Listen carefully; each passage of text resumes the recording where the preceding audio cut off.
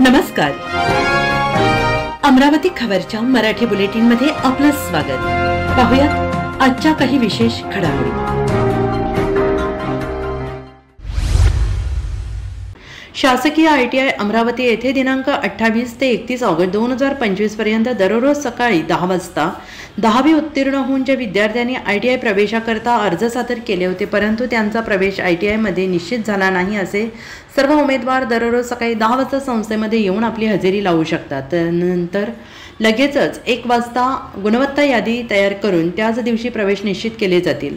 रोजगार आणि स्वयंरोजगार देणारे व्यवसाय यामध्ये tool and die maker, building construction mason, foundation, plastic processing operator आणि इतर व्यवसायांमध्ये प्रवेशासाठी जागा उपलब्ध आहेत.